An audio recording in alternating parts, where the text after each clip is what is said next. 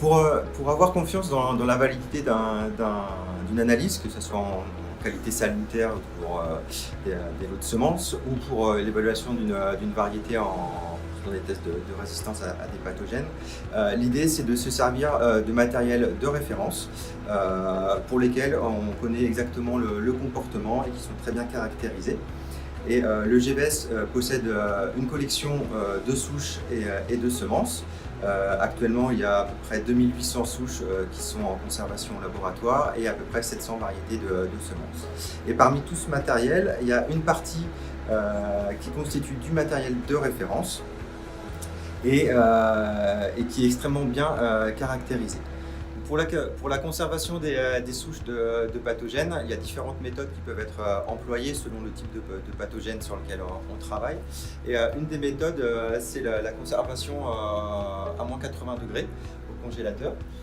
Donc sous différentes formes, ça peut être ce qu'on appelle des cryotubes où le pathogène recouvre en fait des billes qui sont stockées au congélateur.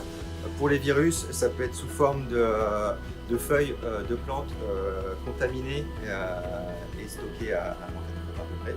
Ou pour les champignons, donc sous forme de culture aussi stockées à four froid.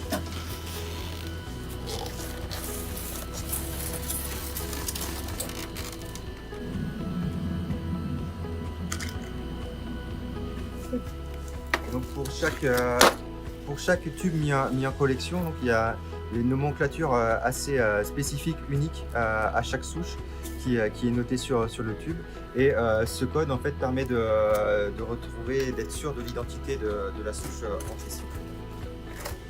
Donc pour assurer la traçabilité de tout le matériel de référence, que ce soit les souches de pathogènes ou les semences, au laboratoire on utilise un logiciel dans lequel est répertorié tout ce matériel-là et on peut retrouver une souche en particulier d'après son code qui est aussi noté sur le tube qui est mis en collection. Et grâce à ce logiciel, donc, on a toutes les données sur quand est-ce que la souche a été rentrée en collection, quelle est l'identité du pathogène en question. Donc, tout ce travail a un enjeu majeur, c'est celui de contribuer aux agricultures en fournissant des semences saines, issues de variétés plus résistantes aux pathogènes et in fine donc moins demandeuses en produits phytosanitaires.